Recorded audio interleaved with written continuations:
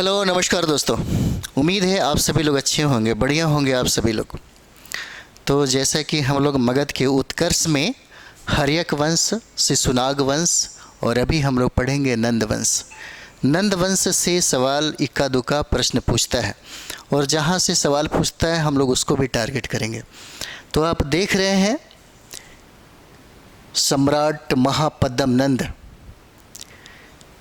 सम्राट महापद्म नंद आप यहाँ पे देख रहे हैं। नंद वंश की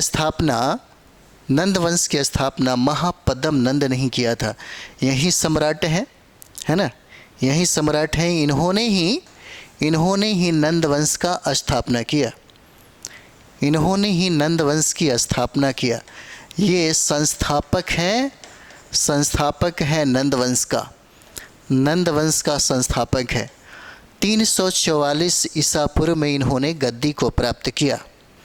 344 ईसा पूर्व में, मतलब आप नंद वंश की अगर बात करें तो 344 से लेकर के 321 बीसी तक देख सकते हैं। 344 से 321 ईसा पूर्व तक के काल को हम लोग नंद वंश के काल के अंतर्गत रखते हैं। और ये नंद वंश के संस्थापक महापद्म नंद हैं, यही है महापद्म नंद जो देख रहे हैं आप। महापद्म नंद हो जाते हैं, नंद वंश के ये संस्थापक हैं। एक मिनट,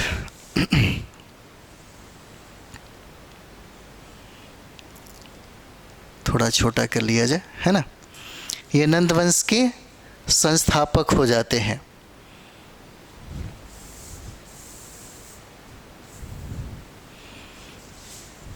महापद्म नंद के बारे में प्रश्न पूछा जाता है, ये हो जाएंगे नंद वंश के संस्थापक।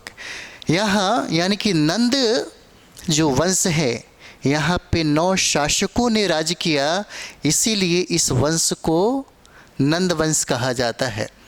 यहाँ पर 9 शासकों ने क्या किया? शासन किया था। 9 शासक ने शासन किया और यही 9 राजा होने के कारण इसका नाम नंद वंश रखा गया। महापद्म नंद को, ये जो महापद्म नंद हैं, इन महापद्म नंद को सर्व छत्रांतक कहा जाता है। इम्पॉर्टेंट है, ये सवाल पूछा जा सकता है। इनको सर्व छत्रांतक कहा जाता है। इसका मतलब होता है क्षत्रियों का अंत करने वाला, यानी कि सभी क्षत्रियों का अंत करने वाला। इसीलिए महापद्म नंद को सर्व छत्रांतक कहा जाता है। इतना ही नहीं, इन्हें कली का अंश भी कहा जाता है। महापद्म नंद को कली का अंश भी कहा जाता है। इतना ही नहीं, महापद्म नंद को दूसरे परशुराम का अवतार भी कहा जाता है। इनको दूसरे परशुराम का अवतार कहा जाता है। एक चीज़ और भी जान जाइए, मगध साम्राज्य के उत्कर्ष में सर्वाधिक भूमिका महापद्म नंद का ही है। इन्होंने, कह सकते हैं कि मगध को सबसे ज़्यादा ऊंचाई पर लाकर खड़ा करने वाला, यानी कि मगध साम्राज्य को सबसे ज़्यादा विस्तार रूप महापद्म नंद ने ही दिया था। इसीलिए इन्होंने एक राट की उपाधि धारण की। पूछा जाता है, इन्होंने एक राट की उपाधि धारण की और इन्होंने विंध्य पर्वत के दक्षिण में अपना विजय पताका फहराया। ये बहुत बड़ी बात है। इन्होंने विंध्य पर्वत के दक्षिण में अपना विजय पताका फहराया। यह बहुत बड़ी बात है। इतना ही नहीं, महापद्म नंद इतना शक्तिशाली और योग्य शासक था कि इन्होंने 10 राज्यों को जीत करके अपने साम्राज्य में मिलाया। 10 राज्यों को, जैसे अगर हम लोग यहाँ पे बात करेंगे तो 10 राज्यों में हो जाएगा इक्ष्वाकु वंश हो जाता है ना। 10 राज्यों में भी देख लीजिए, 10 राज्यों में हो जाएगा इक्ष्वाकु वंश हो जाएगा। इक्ष्वाकु को भी उन्होंने जीत करके अपने राज्य में मिलाया। पंचाल को भी उन्होंने जीता और कलिंग को भी जीता। कलिंग को बाद में भले स्वतंत्र हो गया, लेकिन अशोक सम्राट ने बहुत बुरी तरह हरा करके अपने साम्राज्य में मिलाया। काश्य हो जाता है, जिसे जीतकर महापद्म नंद ने मिलाया था, और हेय हो जाएगा। उसके बाद मैथिल हो जाता है, मैथिल हो जाता है। अश्मक हो जाता है, अश्मक हो जाएगा। अश्मक के बाद वीतिहोत्र हो जाएगा, वीतिहोत्र हो जाएगा। ये सब छोटे छोटे जो राज्य हैं उनकी बात किया जा रहा है। कुरु हो जाता है, और कुरु के बाद यहाँ पे देखिए सूरसेन है, सूरसेन, यहाँ पे सूरसेन, यानी कि 10 राज्यों पर इन्होंने अधिकार जमाई और 10 राज्यों को अपने साम्राज्य में मिला लिया। इसी वजह से इस मगध का सबसे ज़्यादा उत्कर्ष हो गया। यानी कि मगध का जो विस्तार है सर्वाधिक महापद्म नंद के समय ही माना जाता है, सबसे ज़्यादा। इसलिए इन्होंने एकराट की उपाधि धारण की, एकराट की उपाधि। इनकी मृत्यु के बाद इनका जो उत्तराधिकारी हुआ, उन उत्तराधिकारी के बारे में भी आप लोग जानिए। उत्तराधिकारी तो बहुत ही ज़्यादा खतरनाक है।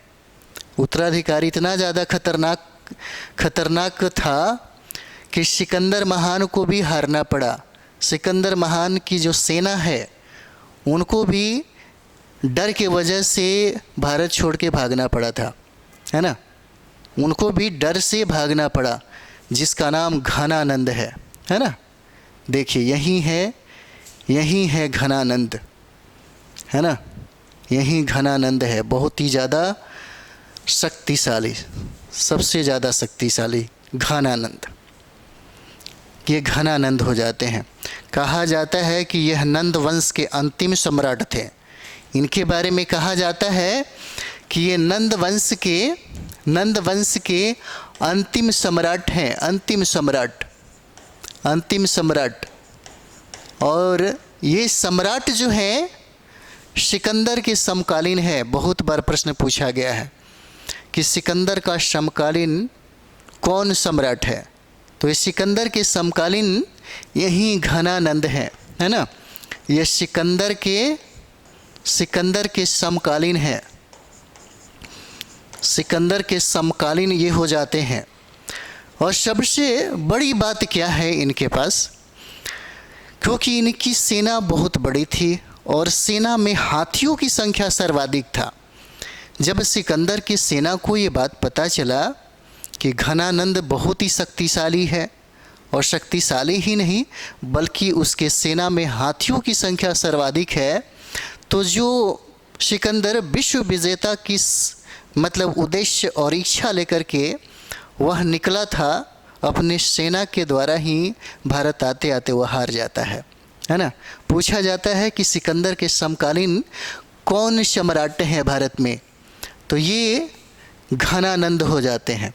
ये है घनानंद। और एक चीज़ और भी यहाँ पे देखिएगा, घनानंद के बारे में कहा जाता है ना। चीज़ और भी देखिए, घनानंद के बारे में कहा जाता है ना, ये चाणक्य हो जाएंगे। ये चाणक्य हैं जिनको सबसे ज़्यादा घनानंद ने बेइज्जत किया था, है ना। क्योंकि घनानंद क्या है, एक शूद्र सम्राट थे।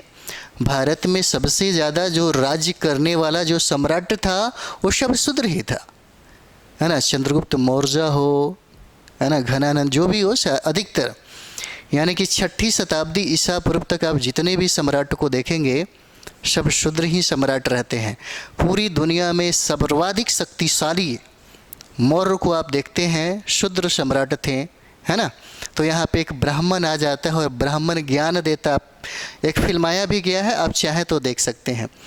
और ये ब्राह्मणों का समझाना घनानंद को रास नहीं आया, है ना, और उसको मार वार के भगा देता है और उसको कहें तो देशद्रोह का करार दे करके, है ना, यहाँ तक कि फांसी की सज़ा भी दे देता है घनानंद। लेकिन किसी तरह अपना जान बचा कर ये जो चाणक्य है वो भाग जाता है। इतना तो तय है कि ब्राह्मण उस समय राजा नहीं बन सकता था, इसीलिए इसने एक ऐसे व्यक्ति को चुना जिसका कोई विरोध न कर सके, है ना।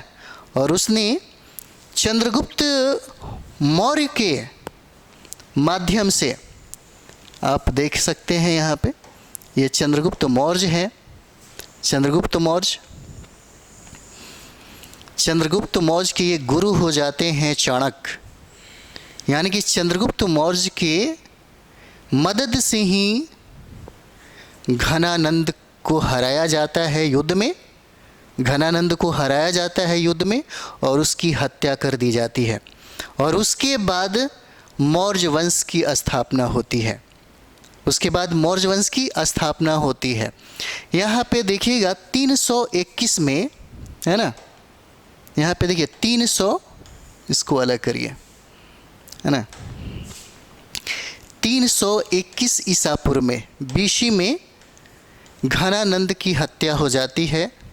यहाँ पे 321 ईसा पूर्व में इनकी मृत्यु हो जाती है। कहा जाता है कि ये जो नंद वंश है यह जैन धर्म के अनुयायी थे। ये सारे लोग जो हैं जैन धर्म के अनुयायी थे, ऐसा कहा जाता है ना, जैन धर्म के अनुयायी है। यानी कि घनानंद के जो अमात्य थे, घनानंद के जो अमात्य थे, हो सकता है ये पूछे, इसलिए जिक्र करना ज़रूरी है। घनानंद के अमात्य थे, अमात्य, ये यहाँ पे दो अमात्य का जिक्र किया गया है।